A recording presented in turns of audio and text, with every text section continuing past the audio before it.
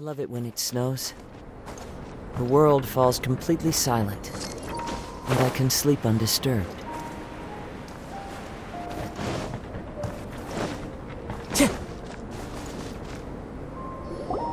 Albedo!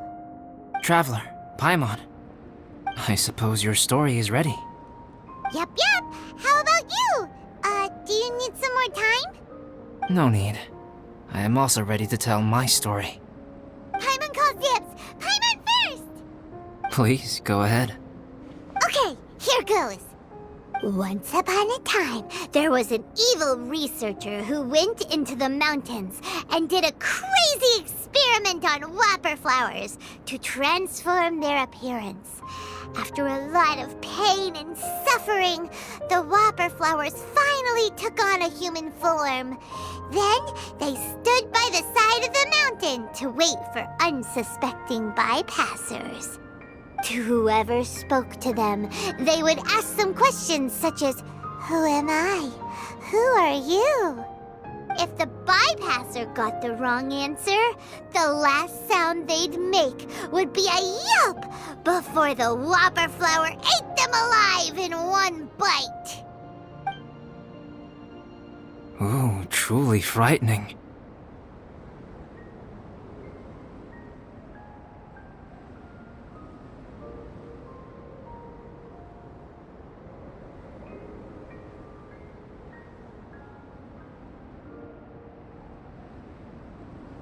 What the? You two aren't scared at all!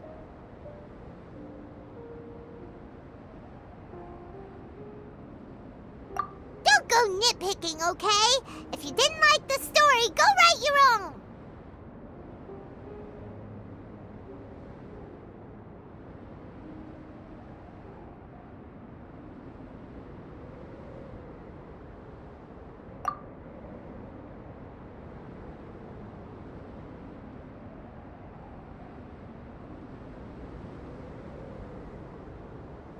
In other words, the whopper flowers would ambush and then completely replace their victims. And then what? Go back to where the person lives? Enter their home? Eat their whole family? Paimon made up this story, but now Paimon's the one who's scared by it. It's a good story. Oh, may I write it down? I may bring it up in future conversations. What for? Just to scare people with? Yes. You've got a real mean streak, Albedo. Mine is a little longer than yours. It starts with an alchemist. A great alchemist once created Subject 1. Subject 1 was her proudest achievement, and successfully blended into human society. No one ever would have thought that this friend of theirs was in fact a synthetic human. However, unbeknownst to Subject 1, the alchemist had tried the same experiment many times before he had come into being. Some of the rejects from failed experiments had been discarded, but had not died. Subject 2 was one such failed experiment. He was swallowed by a great dragon that came to rest upon a snow-swept mountain. Many years later, he was resurrected by the dragon's mysterious power. He saw all kinds of people on the mountain, including Subject 1, who had somehow miraculously blended in among them. Never in Subject 2's wildest imagination had he thought it possible for experimental life forms such as they to deceive everyone so successfully. He saw the way humans accepted Subject 1 as a friend, witnessed their affection as they addressed him by name. This was what Subject 2 wanted. Now, all that Subject 2 desired was to replace Subject 1 and take the joy of his existence for himself. This is giving Paimon the chills. So scary. Subject 2 began to unfold his plan. He stole Subject 1's books and notes and studied all that Subject 1 had learned from the alchemist. Subject 2 was highly intelligent, and he learned quickly. He changed his face into an exact replica of Subject 1's face. Then, He found a plant with mimicry capabilities and transformed it using dragon blood and alchemy. And so, not only did Subject 2 transform his own appearance to perfectly match that of Subject 1, he also created a third entity, Subject 3. What? There's 3 of them now? But Subject 2 wanted to become a perfected human. So, he erased a mark in both his and Subject 3's necks. For these marks were symbols of imperfection. In my view, it was probably a subconscious act, an instinct. He so desperately craved to become a perfect human being that he forgot something. Human beings are defined by their flaws. Subject 2's plan was meticulously crafted. Subject 3 would draw Subject 1's attention. After Subject 1 disposed of Subject 3, he would assume the threat had now disappeared and would let his guard down. The next moment that Subject 1 was alone, Subject 2 would make his move. He would eliminate Subject 1 and become the only one remaining. He would secretly replace the Subject 1 of everyone's memories and inherit his identity, residence, clothing, sword, name, and friends. People would have no idea that the individual they knew had become somebody else from one day to the next. This is way too scary. Paimon's never gonna be able to trust anyone again. But just before Subject 2 could carry out his plan, a unique stranger entered the mix. Subject 2 tried to make contact with this person, but found that they could somehow sense he was different from Subject 1. What's wrong? Are you scared? What happened then? What happened to the stranger? He became a new stage in Subject 2's plan. One more person that Subject 2 had to dispose of. It's as if there were 3 identical roses in a garden. Only one of the 3 was a fine specimen, while the other 2 were defective specimens that bore poisonous thorns. In all the world, only the gardener who tended to them could tell which was the good specimen. People do not like poisonous plants. Only a perfect rose can fetch a high price.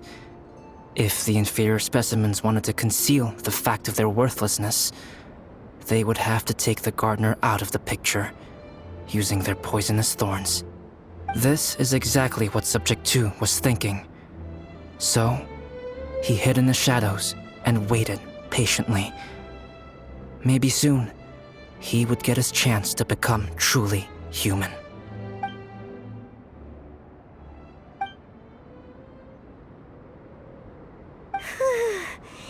That was intense! So what happened after that?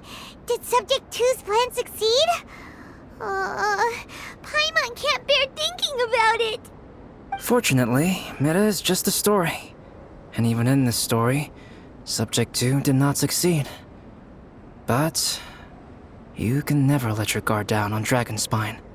Monsters mutated with Durin's power and blood are also creatures of Rhine-Daughter, just like me. You must beware of all such creatures. I'm glad to hear that. It's okay. I know what I am.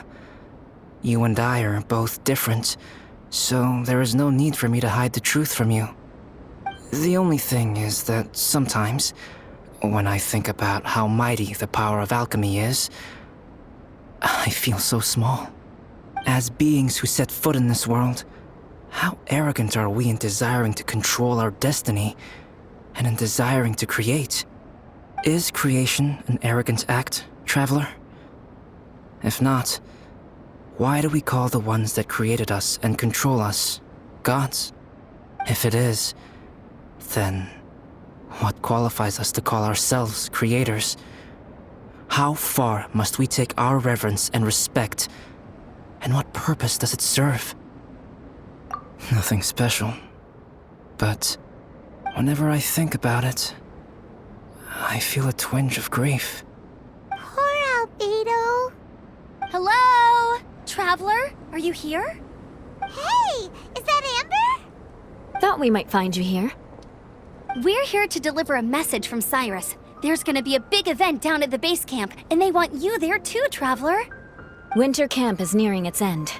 Apparently, even provisional instructors are required to attend. Looks like we need to go, Albedo. Bye for now. Then I won't keep you. I have some things to attend to here, so forgive me for not seeing you down. Don't worry about it. There have been no issues getting up and down the mountain recently. Is everyone ready? Let's not keep them waiting.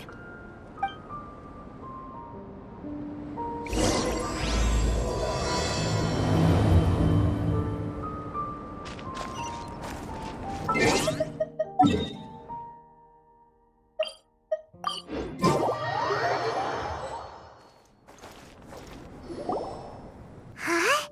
Who is this guy? Allow me to introduce Yozerf. He's Joel's father. Dad, this is that traveler I was telling you about. The traveler's helped me out loads in the past, and this time we even built a snowman together. Joel has told me everything about you. I can't thank you enough. Wow, this is amazing! Wait a second. Why is Cyrus discreetly wiping tears away? And what is Pallid doing here? Pallid is the hero of the hour this time. Go on, Pallid. Tell us what happened in your own words. Okay. The weather was fine on that fateful day, and I had a feeling that Lady Luck was smiling down on me. So I trusted my gut and set off to explore somewhere new, somewhere dangerous. Because where there is great danger, there is also great treasure. Why does this sound so hard to believe? But I had only been away from the group for a short while when I fell down a slope and just started rolling. Uh-oh. Did my bad luck rub off on him when we ran into each other on the mountain? The place I fell to was somewhere I didn't recognize, and I'd sustained a few injuries. I remember thinking to myself, this is the worst luck I've ever had in my whole life. Then I met Yozerf. He'd heard the sound of me falling and came out to see what was going on. Huh? Wow, so it was completely by chance then. I thought he must have been someone from the Adventurers Guild here for the event, but after a few words of conversation, it was clear that he was having memory problems. He didn't even know his own name. The temperature was freezing, and there was no time to deal with all that there and then, so I convinced him to come back to the camp with me and figure everything else out after we got there.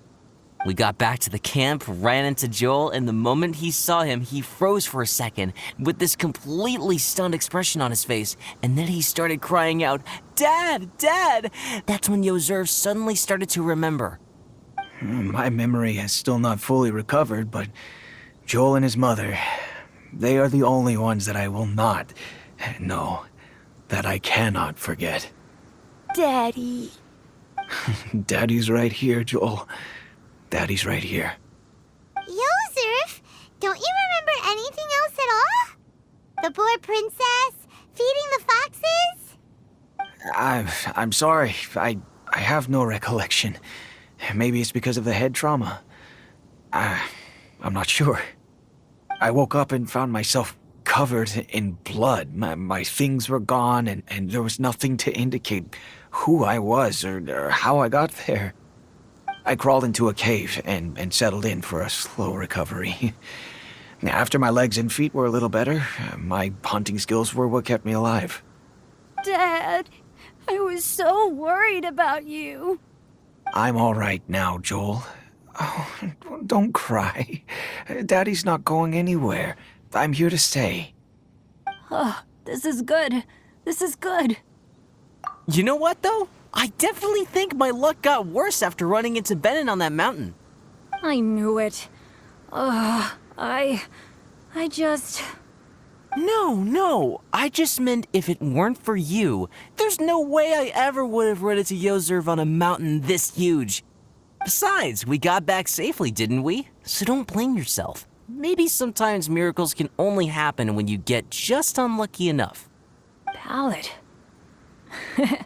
When did you become such a smooth talker, huh? Huh? Am I? I was just telling the truth.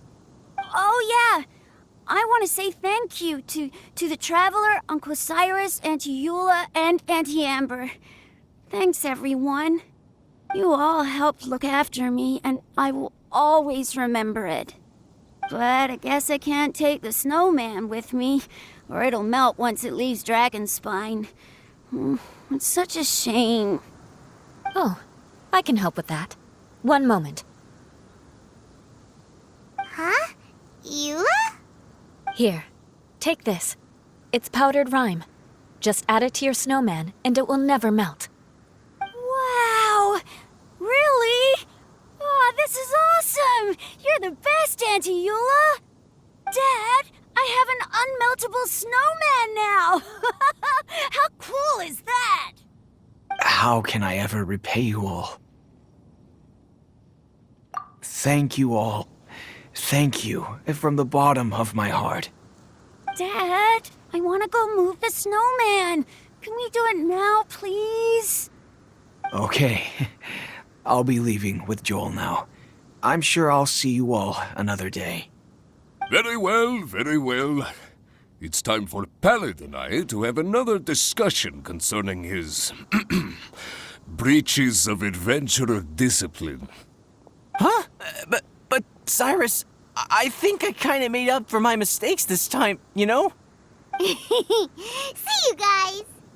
Oh, I made this for you and Amber. Think of it as a winter souvenir. Aw, are you sure? This must be really important to you. Come on now, just take it. No need to make such a fuss. Wow! Now our snowman won't melt either! Great! You're welcome. Just keep it, that's all I ask. Amber and I have some business to attend to now. See you later. See you! Everyone's gone. Seems like they've all got their own stuff to do now. Oh!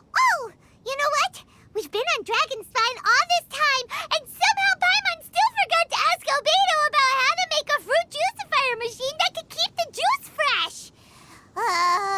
Maybe we should try Timaeus again. He does seem pretty eager to please after all.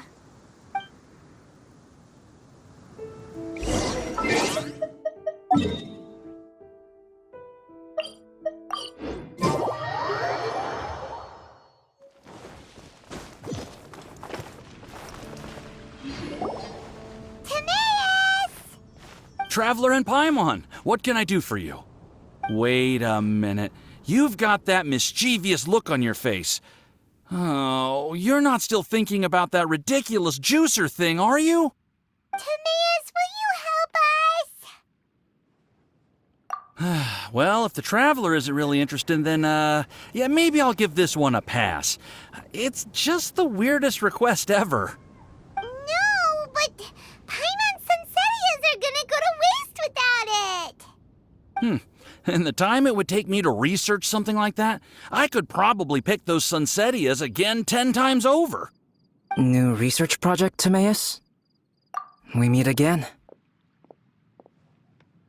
Oh, Albedo, thank goodness. So the situation is, Paimon wants a machine that can turn fruit into juice and keep the juice fresh. I mean, surely it's... Majorly important, that's what it is. If you can manage to invent this, we'll never have to worry about fruit going bad ever again. That's impossible.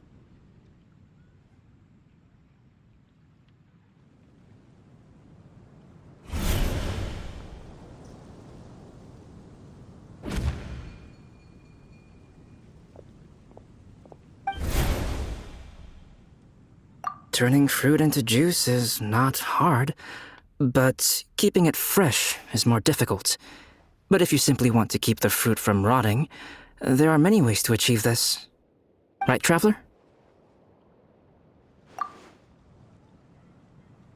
What about his neck? What's wrong? Is there something on my neck? From the look on your face, it's as if you thought I just played a practical joke on you that was in exceedingly poor taste. Albedo, you were saying, how do you stop fruit from going bad? Well, one way would be to bury your fruit on Dragonspine, where the snow never melts all year round.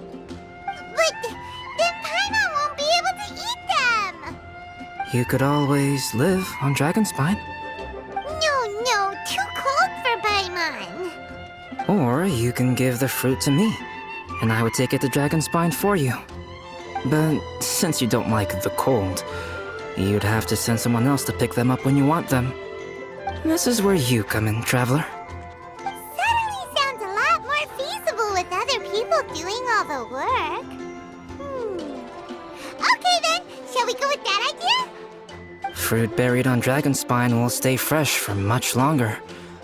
However, it is also possible that the fruit will sprout and grow into fruit trees. Who knows? Maybe the next time you visit, it will have grown into an orchard. You can water the trees, add fertilizer, and when they finally bear fruit, you will have some fresh sunsettias. No way! Then Paimon will have to be a gardener. That's not the goal here. Oh? Well, I don't think being a gardener is so bad.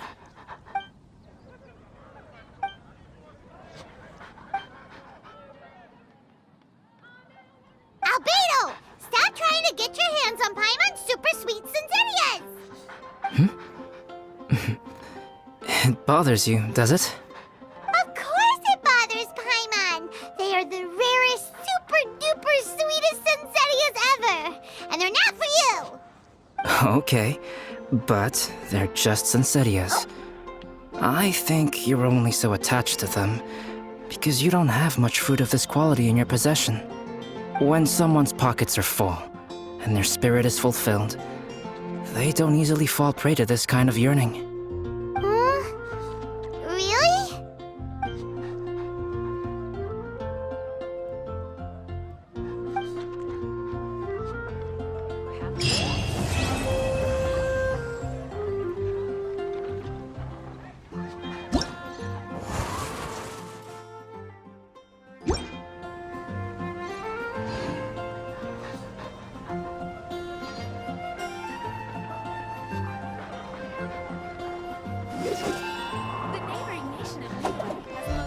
Dragonspine is too cold for ordinary fruit trees to survive.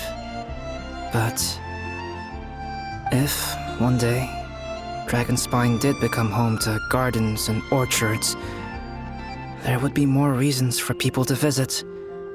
Perhaps a little life is the key to attracting people. Life may exist in all kinds of unfathomable forms, and in all manner of unthinkable environments. Mysterious, yet tenacious. Perhaps this is what makes life so special.